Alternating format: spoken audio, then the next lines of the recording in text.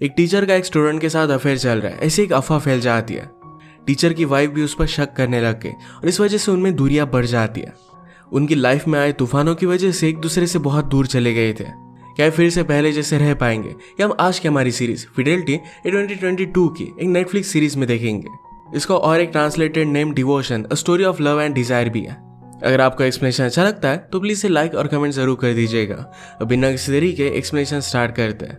Series start होती है और हम हमारी मेन कैरेक्टर मार्गरेटा को देखते हैं, जो एक प्रॉपर्टी एजेंट थी। वो अपने क्लाइंट्स को एक बहुत ही ब्यूटीफुल सा घर दिखा रही थी, पर उन्हें उतना ज्यादा पसंद नहीं आता।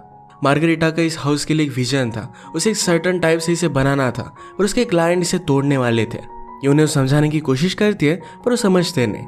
वहां पर और एक क्लाइंट एक घर देखने के लिए आ जाता है, जिसका नाम है कार्लो। वो कहती है कि इस क्लाइंट के जाने के बाद मैं आपको टूर दे सकती हूँ, पर कार्लो कहता है कि मुझे अर्जेंट है, मुझे बाद में टाइम नहीं है।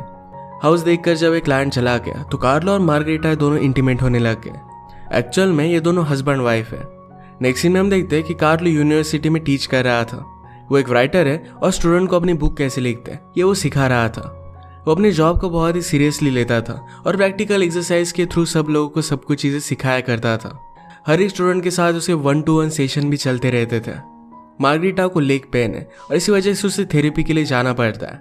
उसका मस्यूस आज चेंज हो गया था। इसका नाम है आंड्रे, जो बहुत ही हैंडसम था। आंड्रे ने उसे कहा कि तुम्हें यहाँ पर पेन महसूस हो रहा है, पर इसका रीजन कुछ अलग ही है। तुम बहुत स्ट्रेस लेती हो। कार्लो की एक स्टूडेंट थी जिसका नाम था सोफिया। सोफिया ने राइट कर उसे रिव्यू के लिए दिया हुआ था। उसने पूछा कि आपको मेरी राइटिंग कैसी लगी। कार्लो कहता है कि तुमने बहुत कॉम्प्लेक्स लिखा है, तुम्हें सिंपल चीजें लिखनी चाहिए, जो तुम्हारे दिल को रेजोनेट करे, ऐसा ही तुम्हें कुछ लिखना चाहिए। ये बताते हुए उसने उसके पीठ पर हाथ रखा था। उसे सॉरी कहता है। सोफिया ने कहा कि आपको सॉरी कहने की कोई भी जरूरत नहीं है। सोफिया उसे लाइक करने लग गई थी। घर पर आने के बाद मार्गरेटा और कार्लो उस हाउस के बारे में बात करते हैं। मार्गरेटा को बहुत पसंद आया था। उसे लगता है कि उस हाउस को एक स्पेशल सा कैरेक्टर है जो बाकी हाउसेस में नहीं होता। वो रात में इस बारे में बहुत सोचता है और अपने नॉवेल पर काम करने लग गया। अपनी फर्स्ट बुक पब्लिश किए उसे 4 साल हो चुके थे और सेकंड कंप्लीट करने के लिए वो जरा स्ट्रगल कर रहा था। अगले दिन कार्लो और मार्गरेटा के पेरेंट्स के मिलने का प्लान था, तो मार्गरेटा अपनी मदर को लेकर आती है। कार्लो के फादर ने मार्गरेटा से पूछा कि तुम्हारा लेग पेन कैसा है। ये सिचुएशन तुम्हारी कार्लो की वजह से हुई थी। सोफिया ने कहा कि मैंने जब उसे फर्स्ट टाइम देखा था तो मैं उसे फॉलो कर रही थी और इसी वजह से मुझे जरा चोट आ गई। अपने मैरिज में वो बहुत खुश थी और ये थोड़ा सा लेग पेन उसे बड़ी डील नहीं लगती। बातें करते करते उस घर के बारे में डिस्कशन स्टार्ट हुआ। कार्लो के फादर ने कहा कि मैं तुम्हें हेल्प कर सकता हूँ, पर कार्लो कोई भी हेल्प नहीं चाहता। कार्लो के फादर उसे लूजर ही समझते थे, जो बात उसे अच्छी नहीं लगती। घर आते वक्त कार्लो कहता है कि हमें उस हाउस को बाय कर लेना चाहिए। मार्गरेटा ने कहा कि तुम तो अपने फादर से पैसे नहीं लेने वाले। कार्लो कहता है कि मैं अपनी बुक को कंप्लीट करूंगा, उसके कॉन्ट्रैक्ट के जो पैसे आएंगे उससे हम बाय कर सकेंगे। इसके लिए दोनों बहुत खुश थे। नेक्स्ट सीन में कार्लो और सोफिया का 1-to-1 सेशन चल रहा था। कार्लो सोफिया से कहता है कि अपने नॉवेल लिखते हो तुम्हें कुछ करेज दिखाना चाहिए, अपने अंदर की फीलिंग्स तुम्हें बाहर निकालनी चाहिए। अपना फर्स्ट नॉवेल लिखते हुए भी वो स्टक हो गया था और मार्गरेटा से उसे प्यार हो गया और इसमें उसने पूरा नॉवेल लिख डाला था। सोफिया कहती कि मेरी राइटिंग बहुत ही पर्सनल है, अगर आप आपकी सेकंड बुक की राइटिंग मुझे दिखाओगे तो मैं भी अपना वर्क शेयर करूंगी। कार्लो कहता है कि मैं इस पर सोचूंगा, पर सोफिया ने अपना माइंड चेंज कर लिया और अपनी बुक को उसे नहीं दिखाती। अगले दिन जो क्लाइंट घर को तोड़ने वाला था वो मार्गरेटा से मिलने के लिए आता है। वो घर बाय करने के लिए रेडी थे, पर वो जरा कम पैसे दे रहे थे। वैसे उनके पास पैसों की कोई भी कमी नहीं थी, पर फिर भी थोड़ा सा बार्गेनिंग वो करने वाले थे। नेक्स्ट सीन में कार्लो सोफिया को घर छोड़ देता है, पर सोफिया का ब्रेसलेट उसकी गाड़ी में रह चुका था। रात में मार्गरेटा और कार्लो अपने फ्रेंड और एडिटर से मिल गए। कार्लो ने एडिटर को बता दिया कि जल्दी तुम्हारे लिए मैं कुछ ना कुछ तो लिख कर भेज दूंगा। मार्गरेटा ने कहा कि मेरी वजह से इसकी फर्स्ट बुक कंप्लीट हुई थी और सेकंड बुक भी फर्स्ट टाइम मैं ही पढ़ूंगी। इनके फ्रेंड्स में ग्यूला और पाउलो ये दोनों कपल थे और एक दूसरे के साथ बहुत खुश थे। वैकेशन भी प्लान कर रहे थे। डिनर के बाद मार्गरेटा कार्लो को बताती है कि वो कपल हाउस बाय करना चाहता है। कार्लो को इससे बुरा लगा था, पर वो कहता है कि हम दोनों एक साथ हैं, कोई भी हाउस को एक ब्यूटीफुल सा घर हम बना सकते हैं। घर आकर कार्लो ने अपने नॉवेल का थोड़ा सा पार्ट प्रिंट कर लिया और अगले दिन वो सोफिया को दे देता है। मार्गरेटा आज जब मसाज के लिए आई थी तो उसे बहुत अच्छा लगता है। उसने जाकर उस हाउस का फॉर सेल का साइन निकाल लिया। उसने डिसाइड कर लिया था कि वही उस हाउस को बाय करेगी। कार्लो की क्लास में सब लोग अपनी ऑटोबायोग्राफी पर काम कर रहे थे। अचानक से सोफिया वहां से उठकर चली जाती है। वो बाथरूम में जाकर रोने लग गई। कार्लो उसके पीछे पीछे गया और उसे रोता देख उसे वो सहारा देता है। उन दोनों को एक लड़की ने करीब देख लिया और इसकी वो कंप्लेंट कर देती है। कार्लो और सोफिया दोनों एक ही चीज़ बताते हैं कि उन दोनों के बीच में कुछ भी नहीं हुआ। सोफिया कहती कि रोते रोते मुझे चक्कर आ गई थी और कार्लो ने मुझे उठने में हेल्प कर दी। कार्लो जब घर आया तो मार्गरीटा ने उसके लिए डिनर बनाया था। आज जो भी हुआ था इस सब के बारे में कार्लो मार्गरीटा को बता देता है। मार्गरीटा इस बात से अपसेट हो गई। उसे हाउस के बारे में बताने वाली थी पर अब कुछ भी बताती नहीं। रात में उसे नींद नहीं आती। उसने कार्लो से पूछा कि क्या तुम हैप्पी हो। कार्लो कहता है कि ऑफ कोर्स मैं हैप्पी हूँ। मार्गरीटा पूछती कि उस लड़की का नाम क्या था, क्या तुम्हें वो अच्छी लगती है। कार्लो कहता कि क्या तुम जेलस हो रही हो, हम दोनों के बीच में कुछ भी नहीं हुआ था। वो फिर मार्गरीटा के करीब आ गया और ये दोनों इंटीमेट हो गए। रात में मार्गरीटा सोफिया की राइटिंग देखती है। उसे लगा कि सोफिया राइटिंग में कार्लो की बात कर रही थी। अगले दिन काम पर आने के बाद मार्गरीटा की फ्रेंड ने उसे पूछा कि वो कपल हाउस बाय करने वाला था, उनका क्या हुआ। मार्गरीटा कहती कि अब वो इंटरेस्टेड नहीं है, वो अब भी वो हाउस पाना चाहती थी। आज सोफिया रास्ते से गुजरते वक्त अचानक से बहुत डिस्टर्ब हो जाती है। वो घर पर आई और उसने लिखना स्टार्ट कर दिया। मार्गरीटा ने सोफिया को सोशल मीडिया पर स्टॉक किया। सोफिया कार्लो को मैसेज करती है और कहती कि मुझे तुम्हारी हेल्प चाहिए, मुझे तुमसे मिलना है। कार्लो इस टेक्स्ट को इग्नोर कर देता है। घर पर आने के बाद मार्गरीटा अच्छे से रेडी हो गई और कार्लो से कहती है कि आज रात हम कहीं पर बाहर चलते हैं। डिनर करते हो तो कार्लो को हाउस के बारे में बता देती है। उसने कहा कि जब कोई भी बाय नहीं करेगा तो ओनर अपने हाउस का प्राइस कम कर देगा, तो हम बाय कर सकेंगे। कार्लो को इस तरीके से मार्गरीटा का बिहेवियर बहुत ही अट्रैक्टिव लगता है। वो बाथरूम चली गई और कार्लो भी उसके साथ जाता है और वहीं पर वो दोनों इंटीमेट हो जाते हैं। एक आदमी ने वहां पर उन्हें पकड़ लिया और दोनों को बहुत एम्बैरस लगता है, पर ये दोनों बहुत हंसते हैं। इनकी इवनिंग बहुत ही अच्छी चल रही थी। तभी सोफिया का कार्लो को कॉल आ जाता है। मार्गरीटा ने इसे स्पीकर पर रखा। सोफिया ने कहा कि मैं आपसे मिलना चाहती थी, मैंने मैसेज भी किया। कार्लो कहता है कि मैं मेरी वाइफ के साथ हूँ और फोन स्पीकर पर है, हम दोनों बाद में बात करेंगे। मार्गरीटा इस बात से गुस्सा होकर उसने कार को स्टॉप करने के लिए कहा। वो कहती कि अगर तुम दोनों के बीच में कुछ भी चल नहीं रहा तो फोन की स्पीकर पर होने की बात तुमने उसे क्यों कही। कार्लो कहता है कि सचमुच में हम दोनों के बीच में कुछ भी चल नहीं रहा, वो एक टीनेजर है, वो कभी भी कॉल कर सकती है। घर आने पर भी मार्गरीटा पूछ रही थी कि उस दिन बाथरूम में हुआ क्या। कार्लो कहता है कि तुम्हें बिलीव कराने के लिए मैं क्या करूं। मार्गरीटा कहती कि मुझे पता नहीं है। अगले दिन कार्लो के जाने के बाद मार्गरीटा ने पूरे हाउस को चेक किया।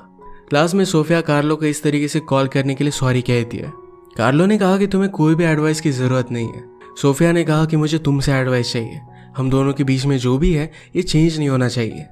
मार्गरीटा डायरेक्टली कॉलेज में आ गई। उसने बाथरूम देखा तो कार्लो और सोफिया को एक साथ इमेजिन कर दिया। कार्लो सोफिया को कहता है कि तुम्हें इंडिपेंडेंट होना चाहिए और उसे भेज देता है। सोफिया को कार्लो के साथ अकेला बाहर निकलता हुआ मार्गरीटा ने देख लिया। उसे कहती कि तुम अपनी मेडिकेशन घर पर भूल गए थे और यही मैं देने के लिए आई। उसे सबके सामने किस करती है और वहां से चली गई।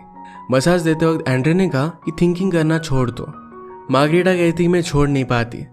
एंड्रे उसके पास आ गया और कहता है कि सिर्फ इस मोमेंट पर कॉन्सेंट्रेट करो।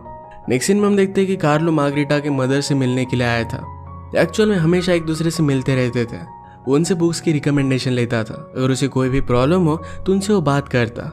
आज भी वो समझ गई थी कि कार्लो को उनसे कुछ बात करनी है, पर कार्लो ये बात नहीं करता। आज रात मार्गरीटा अपने फ्रेंड की पेंटिंग की एग्जीबिशन में आई हुई थी। एक पेंटिंग जब वो देख रही थी तो उसके पास एक आदमी आ गया, इसका नाम था फेड्रासियो। उसने कहा कि तुम भी इस पेंटिंग की तरह हो, हम सब लोगों के बीच में हो फिर भी हम सबसे बहुत ही डिस्टिंक्ट हो। दोनों को एक दूसरे की कन्वर्सेशन बहुत ही अच्छी लगी थी। सेल्समैन यहाँ पर आने के बाद मार्गरीटा को पता चला कि पेंटिंग एक्चुअल में फेड्रासियो की है। घूमते घूमते उसे अपनी फ्रेंड की आवाज़ आई। फ्रेंड जिसका नाम है ग्यूला, उसका अपने हस्बैंड पाओलो के साथ झगड़ा चल रहा था क्योंकि ग्यूला ने उस पर चीट किया था। इसके बारे में वो कार्लो को बताती है। कार्लो ने कहा कि हम दोनों गेस भी नहीं कर सकते थे कि इन दोनों में इतनी प्रॉब्लम चल रही है। अगले दिन मार्गरीटा ने सोफिया का पीछा किया। उससे कहती कि मुझे तुमसे बात करनी है। उसे उस दिन के बारे में पूछती है तो सोफिया कहती कि कार्लो ने आपको जो बताया वही सब कुछ सच है। मार्गरीटा कहती कि हम दोनों ने फ्यूचर को प्लान किया है, मैं सिर्फ तुमसे इतना जानना चाहती हूँ कि क्या वो तुमसे प्यार करता है। सोफिया कहती कि ऐसा कुछ भी नहीं है, उसे अपनी लाइफ से जो भी चाहिए ये सब कुछ वो पा चुका है। मार्गरीटा कन्विंस नहीं थी और वो डायरेक्टली सोफिया के घर पर आके वो कहती कि मैं एक एजेंट हूँ और इस वजह से सोफिया की रूममेट उसे अंदर आने देती है। घर में मार्गरीटा को कार्लो की सेकंड बुक मिल जाती है। उसने कार्लो ने सोफिया को लिखा था कि मैं सिर्फ ये तुम्हें ही रीड करने दे रहा हूँ। मार्गरीटा को इस बात से बहुत बुरा लगा। फर्स्ट नॉवेल लिखने के बाद मार्गरीटा को उसने फर्स्ट टाइम दिखाया हुआ था, उसी की वजह से वो कंप्लीट कर पाया था। वो समझ जाती है कि कार्लो सोफिया को बहुत लाइक करता है। इस बात से उसका दिल टूट गया। सोफिया कार्लो को बताती कि तुम्हारी वाइफ ने मुझसे बात की, अब मैं यहाँ पर नहीं रहना चाहती। वो ट्रेन लेकर फिर से अपनी सिटी में जा रही थी। कार्लो उसे रोकने के लिए आ गया। सोफिया कहती कि हम दोनों के बीच में जो भी हुआ था इसके बारे में मैंने उसे कुछ भी नहीं कहा। इसका मतलब है बाथरूम में सोफिया और कार्लो के बीच में कुछ हुआ था। कार्लो कहता है कि तुम्हें अपने ड्रीम्स को इस तरीके से छोड़कर नहीं जाना चाहिए। सोफिया कहती कि क्या सिर्फ इसी वजह से तुम मुझे रोकने के लिए आए। वो उससे कुछ कमिटमेंट चाहती थी, पर कार्लो उसे कुछ भी नहीं कहता। वो उसे रोककर वहां से चली जाती है। घर आने पर कार्लो ने मार्गरेटा से कहा कि तुम इस तरीके से सोफिया से बात कैसे कर सकती हो। सोफिया तो हार्ट ब्रोकन थी, इस वजह से कार्लो से बहुत बड़ा झगड़ा कर वहां से चली जाती है। वो अपने मदर के पास आ गए। मदर घर को साफ कर रही थी। कुछ बॉक्सेस थे जिसमें मार्गरेटा की पुरानी चीजें हैं जो उसे ले जाने के लिए वो कह देती है। आज रात कार्लो पावलो से मिला। पावलो की वाइफ ग्यूला ने उस पर चीट किया था तो उनमें प्रॉब्लम चल रहे थे, पर बहुत दिनों के बाद वो दोनों फिर से मिले और इंटीमेट हो गए। पावलो फिर से ग्यूला के साथ ही रहना चाहता था। वो कार्लो से कहता है कि किसी पर चीट करना बहुत ही घटिया चीज है। रात में कार्लो और मार्गरेटा एक दूसरे को बहुत ही मिस कर रहे थे। दोनों ऑनलाइन थे पर फिर भी एक दूसरे को मैसेज नहीं करते। अगले दिन मार्गरेटा जब काम पर आए तो उसकी फ्रेंड को पता चल गया था कि हाउस के साथ मार्गरेटा ने क्या किया है। इस बात से वो बहुत ही गुस्सा हो गए। मार्गरेटा ने उसे सॉरी कहा और सब कुछ ठीक करने वाली थी। वो अपने फ्रेंड ग्यूला से मिलने के लिए आती है। मार्गरेटा ने कहा कि तुम्हारे साथ ये सब चल रहा था, तुमने मुझे कुछ भी बताया नहीं। ग्यूला ने कहा कि इस तरीके से चीट करना मुझे बहुत ही गिल्टी लग रहा था। मेरे और पावलो के बीच में कुछ प्रॉब्लम चल रहे थे और इसी वजह से मैं ज़रा डिस्टर्ब थी। तभी उस लड़की से मैं मिली। उसे उसके साथ बहुत ही अच्छा लगता, पर वो प्यार तो पावलो के साथ ही कर दिया। उसने जो भी किया इसके लिए उसे बहुत ही गिल्टी लग रहा था। आज मसाज लेते वक्त मार्गरेटा एंड्रे को और भी पास से मसाज देने के लिए कहती है। घर जाते वक्त एंड्रे उसे लिफ्ट ऑफर करता है पर मार्गरेटा ने मना कर दिया। नेक्स्ट सीन में हम देखते हैं कि सोफिया कार्लो के पास वापस आ गई थी। सोफिया ने कहा कि तुम्हारी नॉवेल पढ़ने के बाद मुझे बहुत इंस्पिरेशन मिली। तुम्हारे वर्ड्स में दर्द है। अपनी स्टोरी बताने के लिए उसे वर्ड्स मिल नहीं रहे थे। कार्लो कहता है कि और इंस्पिरेशन के लिए हम बुक स्टोर में चलते हैं। बुक स्टोर में कार्लो का एडिटर उन्हें देख लेता है। उसे भी सोफिया अच्छी लगी थी। वहीं पर एक राइटर का इवेंट चल रहा था तो सोफिया इसे बहुत एंजॉय करती है। इसके बाद उसने कार्लो से पूछा कि हम दोनों ड्रीम्स के लिए चल सकते हैं। कार्लो कहता है कि अच्छा आइडिया नहीं है। वो डायरेक्टली मार्गरेटा के पास आ गया। वो कहता है कि कल रात मैंने तुम्हें बहुत मिस किया। मार्गरेटा को भी बुरा लग रहा था तो ये दोनों घर आ गए और इंटीमेट हो जाते हैं। इसके बाद उनके कुछ दिन एक दूसरे के साथ ही गए। मार्गरेटा अपने वर्क पर अपने फ्रेंड को फिर से सॉरी कहती है। उसके और कार्लो के बीच में जो भी चल रहा था इस सब के बारे में उसने उसे बता दिया। फ्रेंड ने पूछा कि अब तुम दोनों की रिलेशनशिप कैसी है। मार्गरेटा कहती कि उन दोनों के बीच में चल क्या रहा है इसके बारे में उसे भी अब पता नहीं है। सारी चीज़ों के बारे में एक अच्छा कम्युनिकेशन उनमें हुआ ही नहीं है। कार्लो सोफिया को किसी और के साथ नोटिस करता है और वहां से चला जाता है। आज रात मार्गरेटा ने फिर से मसाज लिया और एंड्रे उसे फिर से लिफ्ट ऑफर करता है। आज उसने एक्सेप्ट कर ली। एंड्रे पूछता है कि तुम्हें कहाँ जाना है। मार्गरेटा कहती कि तुम्हें जहाँ पर भी मुझे ले जाना है वहां पर तुम ले जा सकते हो। वो कार्लो के साथ उसके घर पर गई पर उसे लगता है कि ये सब गलत है और फिर वो घर वापस आ जाती है। क्लास में सोफिया कार्लो के पास आकर कहती है कि मैंने राइटिंग फिर से स्टार्ट कर दी है। कार्लो फिर से सोफिया और उसके बॉयफ्रेंड को नोटिस करता है। वो अपने बुक में कॉन्सेंट्रेट करने लग गया था। रात में मार्गरेटा को एंड्रे का मैसेज आया और कहा कि शायद मैंने तुम्हें ट्रबल में ला दिया होगा। मार्गरेटा कहती कि तुमने कुछ भी किया नहीं। कार्लो भी सोफिया की फोटोज देखता है। उसे रात में सोफिया का ही सपना आता है। मार्गरेटा ने इस सपने के बारे में पूछा क्योंकि कार्लो चिल्ला रहा था पर वो कुछ भी पता था नहीं। वो मार्गरेटा को उसके बॉक्सेस ओपन करने के लिए हेल्प करना चाहता था और मार्गरेटा कहती कि मुझे अपना स्पेस चाहिए। अपनी सब पुरानी चीजें उसने देखी तो इसमें उसके आर्किटेक्चर की डिग्री उसे मिलती है। उसे बुरा लगता है कि आर्किटेक्चर की डिग्री होने के बावजूद वो सिर्फ हाउसेस सेल कर रही है। इन सब चीजों में उसे अपने फादर के लेटर मिलते हैं। उसे पता चला कि उसके फादर का किसी और लड़के के साथ बहुत सालों तक अफेयर चल रहा था। वो इस बात से बहुत अपसेट हो गई थी। वो कार्लो को ये बात बताती है तो कार्लो उसे सपोर्ट देता है। मार्गरेटा ने कहा कि मुझे ये सब मदर को क्या बताना चाहिए। कार्लो कहता है कि इस बात को बहुत टाइम गुजर चुका है, अब कुछ भी फर्क नहीं पड़ने वाला। मार्गरेटा बहुत ही कंफ्यूज थी। कार्लो कहता है कि चलो आज फ्रेंड के साथ डिनर करते हैं। फ्रेंड्स उनकी फर्स्ट डेट कैसी थी इसके बारे में बात कर रहे थे। कार्लो ने भी अपने फर्स्ट डेट के बारे में कहा। मार्गरेटा ने कहा कि वहाँ के रेस्टोरेंट का खाना मुझे अच्छा नहीं लगा था पर फिर भी मैंने तुम्हारे लिए अच्छा कहा था। अपनी पुरानी बातें याद कर ग्यूला को बहुत ही बुरा लगता है। उसने पावलो को वैसे सॉरी कहा। यह सब सुनने के बाद मार्गरेटा और भी ज़्यादा डिस्टर्ब हो गई थी। वो कार्लो से कहती है हम हमेशा प्रिटेंड करते रहते हैं कि हम बहुत ही हैप्पी कपल है पर कभी भी ऐसा होता नहीं है। मैंने 5 सालों से सिर्फ तुम्हारे बारे में सोचा है, तुम्हें सपोर्ट किया है और एक दिन उठकर तुम 20 साल की लड़की के साथ अफेयर कर लेते हो। कार्लो फिर से कहता है कि वो सिर्फ एक मिसअंडरस्टैंडिंग थी। मार्गरेटा ने कहा कि तुम एक बहुत बड़े सेल्फिश आदमी हो और वहां से वो चली गई। नेक्स्ट डे कार्लो ने अपने एडिटर को सब स्टूडेंट से मिलने के लिए बुलाया हुआ था। सब लोग रात में डिनर के लिए जाते हैं। मार्गरेटा अपने मदर से उसके और कार्लो की फाइट के बारे में बात करती है। मदर ने कहा कि तुम्हें जाकर पार्टी में उसे सरप्राइज करना चाहिए, उसे अच्छा लगेगा। इस पार्टी में कार्लो और सोफिया एक दूसरे को देख रहे थे। सोफिया ने उसे मैसेज किया और कहा कि तुम्हें मेरे साथ डांस करना चाहिए। कार्लो कहता है कि सबके सामने हम डांस नहीं कर सकते। वो बाद में नीचे आया तो देखता है कि सोफिया और उसके बॉयफ्रेंड का ब्रेकअप हो गया है। मार्गरेटा रेडी होकर बाहर तो निकली, पर वो एंड्रे के पास आती है। सोफिया का ब्रेकअप होने के बाद कार्लो से बात करने लगता है। सोफिया ने कहा कि क्या हम कहीं पर चल सकते हैं। कार्लो से पूछता है, क्या तुम मुझे प्रोवोक करने के लिए सब कर रही थी? सोफिया कहती है कि मुझे लगा था कि तुम समझ नहीं पाओगे। इसके बाद वो एक पार्क के पास आ गए। वो क्लोज था, पर फिर भी फेंस चढ़कर वो अंदर आ गए। मार्गरेटा एंड्रे के एड्रेस पर गई तो एक स्ट्रीट फाइटर था। पार्क में सोफिया कहती है, किसी पर भी ट्रस्ट करना है मेरे लिए बहुत ही हार्ड है, पर एक मिरेकल है जो मैं तुम पर बहुत ट्रस्ट करती हूँ। उसके करीब आ गई और ये दोनों किस करते हैं। कार्लो ने सोफिया से कहा कि मैं ये सब नहीं कर सकता। सोफिया इस बात से अपसेट हो गई। उसने जो स्टोरी लिखी थी वो कार्लो को दे देती है और कहा कि मैं यहाँ से हमेशा के लिए जा रही हूँ। वो बहुत ही हर्ट हो गई थी। एंड्रे फाइट जीत जाता है और मार्गरेटा को अपने साथ वो लेकर गया। पार्क से निकलते हुए कार्लो को अरेस्ट कर लिया गया।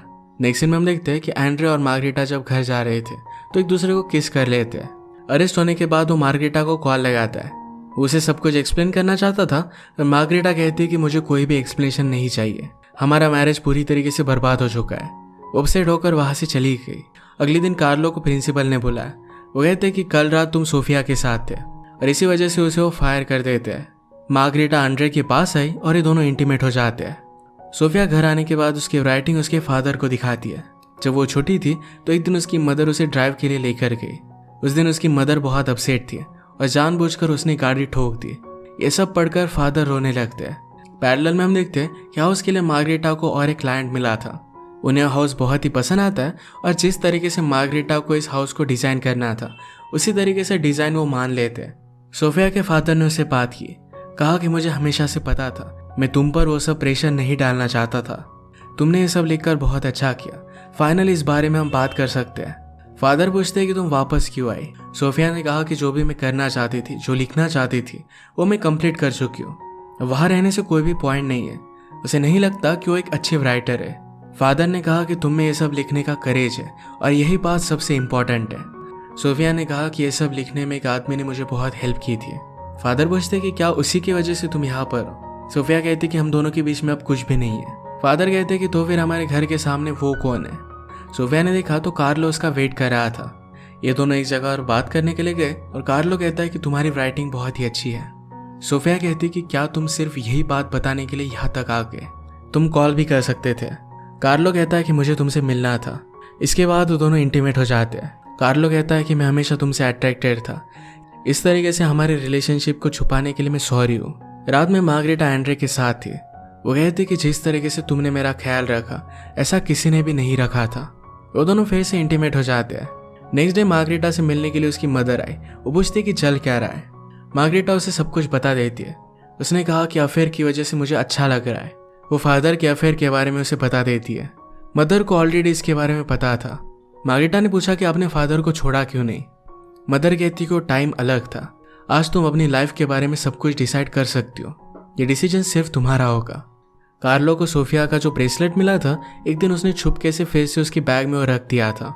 ये रियलाइज करने के बाद सोफिया कहती है कि मेरे मदर का था, उसे बहुत अच्छा लगता है। कार्लो से कहता है कि मैंने सब कुछ लूज कर दिया है। सोफिया कहती कि अब भी तुम्हारे पास अपनी बुक है। कार्लो अपनी एंडिंग को लेकर स्टक था। उसे मार्गरेटा का मैसेज आता है और उसे मिलना चाहती थी। सोफिया देखकर कहती कि जाओ और अपनी एंडिंग ढूंढो। कार्लो से किस कर वापस आ गया। मार्गरेटा एंड्रे से बात करती है और कहती कि मेरी लाइफ में सब कुछ बदल चुका था, अब मैं फिर से खुद को ढूंढ रही हूँ। उसे अलग अलग चीज़ें ट्राई करनी है। इन सब में वो एंड्रे के साथ नहीं रह सकती। उसे लगता है कि अगर वो फ्रेंड्स रहे तभी उनकी रिलेशनशिप अच्छी टिकेगी। एंड्रे भी ये बात समझ लेता है। मार्गरेटा और कार्लो एक कैफे में मिलने वाले थे तो कार्लो जल्दी पहुंच गया और उसके वेट करता है। एंड्रे उसे छोड़ने के लिए आया। उन दोनों को साथ में देखकर कार्लो को बुरा लगा और वहां से वो चला जाता है। मार्गरेटा उसका वेट ही करती रही। घर आकर गुस्से में कार्लो ने अपनी नॉवेल को डिलीट कर दिया। उसे अब नहीं लग रहा था कि उसके नॉवेल की अब एक हैप्पी एंडिंग हो पाएगी। नेक्स्ट सीन में हम मार्गरेटा और कार्लो किस तरीके से फर्स्ट टाइम मिले थे इसका एक फ्लैशबैक देखते हैं। दोनों एक कैफे में थे, एक दूसरे को नोटिस करते हैं, पर कार्लो को कुछ काम था तो निकल जाता है। उसका मोबाइल उसके टेबल पर ही रह गया। मार्गरेटा देने के लिए उसके पीछे भागी, पर उसके पैर पर चोट आ गई। उसी चोट की वजह से अब भी उसके लेग में पेन होता है। कार्लो ने बाद में अपने मोबाइल पर कॉल किया। ये मार्गरेटा उठाती है और उसकी रिंगटोन वो पहचान गई। वो दोनों समझ गए थे कि उनमें बहुत सारी सिमिलरिटीज है। मार्गरेटा अपने एक्सीडेंट के बारे में उसे बताती है तो कार्लो हॉस्पिटल में आ गया। उसे एग्जैक्ट रूम नहीं बताती और कहती कि स्ट्रेट आओ। स्ट्रेट आने पर उसे फूल दिखे तो एक फूल उसे निकालने के लिए कहती है। वो फिर उसके सामने ही खड़ी थी। कार्लो कहता है कि क्या ये फूल देखकर मैं तुम्हें सॉरी कह सकता हूँ। मार्गरेटा कहती है कि तुम्हें कुछ अलग करना पड़ेगा। कार्लो कहता है मैं तुम्हें डिनर पर लेकर जाना चाहता हूँ। और इसी तरीके से इनकी लव स्टोरी स्टार्ट हुई थी। और फिर से हम प्रेजेंट में आते हैं। कार्लो अपने एडिटर के साथ हैंग आउट कर रहा था। जिन न्यू राइटर्स को एडवाइस की जरूरत थी उन्हें वो हेल्प कर रहा था। सोफिया उसे मिलने के लिए आई और वो बहुत ही खुश थी क्योंकि उसकी बुक अब पब्लिश हो रही थी। मार्गरेटा ने एंड्री के साथ अपनी फ्रेंडशिप कंटिन्यू की थी। उसे हॉस्पिटल से कॉल आता उसकी मदर को एक इंजरी हुई थी। मार्गरेटा के आने से पहले कार्लो वहां पर था। वो कहता है कि कोई भी सीरियस इंजरी नहीं है, सिर्फ थोड़ा सा ऑपरेशन करना पड़ेगा। उसे पूछता है कि क्या ऑपरेशन होने तक मैं यहाँ पर रुक सकता हूँ। मार्गरेटा इसके लिए हाँ कहती है।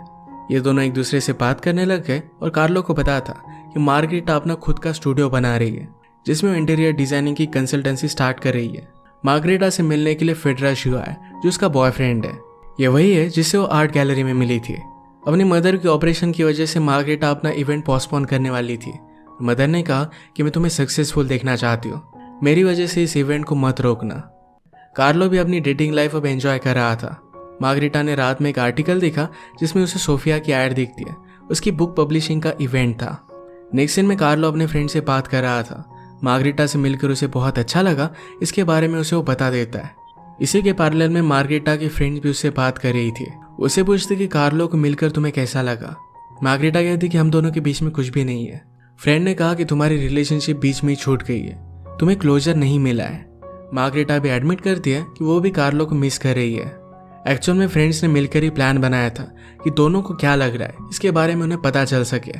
वो ऑब्वियसली एक दूसरे के साथ रहना चाहते हैं। मार्गरेटा का इवेंट कब होने वाला था ये कार्लो को उसका फ्रेंड बता देता है।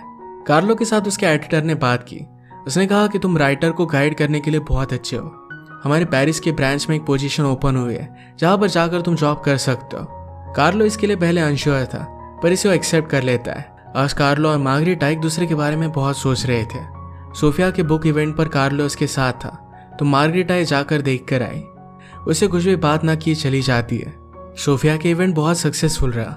उसने कहा कि अब तुम मेरे एडिटर हो। कार्लो से पेरिस के बारे में बता देता है और सोफिया भी इसके लिए बहुत एक्साइटेड थी। मार्गरेटा की ओपनिंग हुई और अपने लाइफ के इस न्यू एडवेंचर के लिए वो बहुत ही एक्साइटेड थी। कार्लो मार्गरेटा के स्टूडियो के बाहर आ जाता है। उसने कहा कि तुम्हारा स्टूडियो तो बहुत ही ब्यूटीफुल है। वो उसकी ट्रेस की तारीफ कर रहा था तो मार्गरेटा उसे बाहर देख लेती है। वो उसके पास चली गई। कार्लो कहता है कि मैं वंडर करता हूँ, अगर मैंने सोफिया के बारे में तुम्हें नहीं बताया होता तो हम दोनों में ऐसा कुछ भी नहीं होता। ये सब कुछ मिसअंडरस्टैंडिंग कभी भी नहीं होती।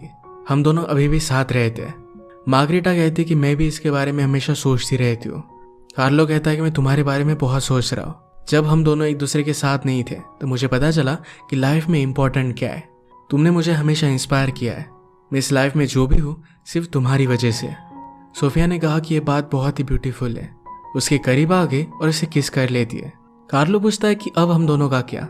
फर्स्ट डेट पर मार्गरेटा ने जैसे उसे कहा था कि तुम फिगर आउट करो कि आगे हमें क्या करना है, उसी तरीके से इस बार भी वो बताकर चली जाती है। उनकी रिलेशनशिप को फिर से चांस देना चाहती है। कार्लो को सुनकर बहुत अच्छा लगा और दोनों फिर से एक साथ थे। इसी के साथ ये सीरीज एंड हो जाती है। वो हमेशा एक दूसरे के लिए परफेक्ट थे पर सिर्फ थोड़े से अट्रैक्शन की वजह से वो दूसरी चीज़ें एक्सप्लोर करना चाहते थे। वो कुछ भी करे फिर भी उन दोनों को एक दूसरे के पास वापस आना ही है, ये बात उन्होंने रियलाइज कर ली थी। अपनी रिलेशनशिप को कंटिन्यू करते। इसी के साथ आज का वीडियो हम खत्म करते हैं। अगर आपको एक्सप्लेनेशन अच्छा लगा तो प्लीज़ इसे लाइक और कमेंट जरूर कर दीजिएगा। मैं बहुत सारी स्टोरीज लेकर आते रहता हूँ तो प्लीज़ चैनल को सब्सक्राइब कर दीजिए और बेल नोटिफिकेशन आइकॉन दबाना मत भूलिएगा। हम फिर से मिलेंगे और एक नए मूवी के साथ। तब तक के लिए थैंक यू और आप अपने आप का ख्याल रखिए।